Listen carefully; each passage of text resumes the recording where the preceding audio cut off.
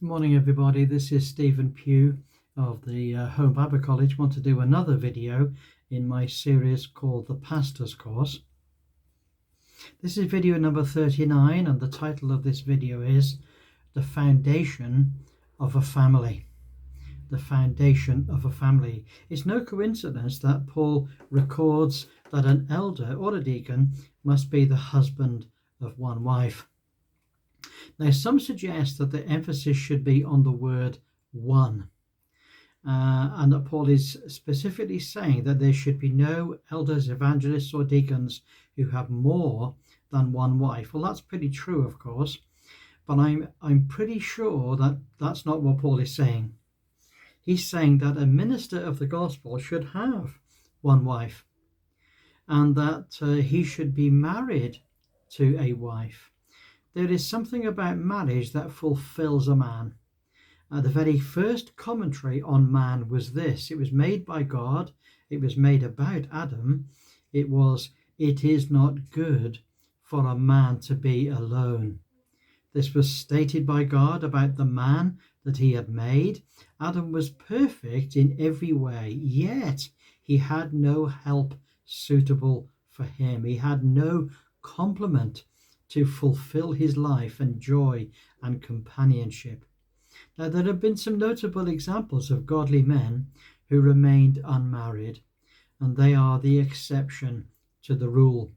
Paul goes on further to say that a minister is to be one who rules well his own home, so that he might be counted worthy to rule in the church.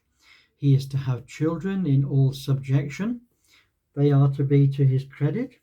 And his wife is to be godly in character, a woman of God, unique in her own standing before the Lord, a wife and companion to her husband in his ministry.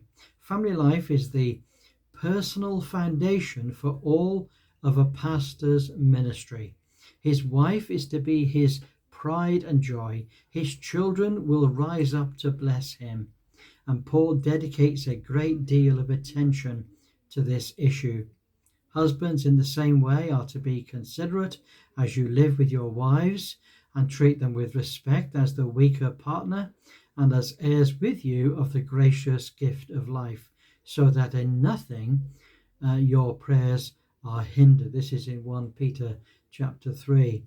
Wives, he says, you are to be in subjection to your husbands as it is fitting in the Lord, and husbands, you are to love your wives and do not be harsh with them. Children, obey your parents in everything, for this is well-pleasing to the Lord. This is Colossians chapter 3. And in Ephesians 5, Paul says, husbands, love your wives, just as Christ loved the church and gave himself up for her. Now, need we say more? Family life is the basis of a pastor's ministry. Now, we need to think about some serious questions here. First question is, what is your family life like? The second question is, what is the relationship between yourself and your wife? It would be good if you talked to your wife about it, and that you talked about it to one another. And if there were flaws, if there were failures, then that you both then sought to make those failures up. In what way do you support and encourage each other in the ministry? And what relationship do you have with your own children? How do they see you? That's a very important thing, you know. How do they see you? And what sort of father are you to them? What sort of pastor are you to them? And what sort of husband are you to your wife? Now, these are searching questions. These aren't things to just pass over. These are things to get alone with God and to pray about. It's no good you being the greatest pastor in the city or the greatest pastor in the country if your wife hates you, if your children despise you, if your wife works against you. There needs to be harmony, and there needs to be unity in the ministry of a pastor, and it's all based upon the pastor's family life.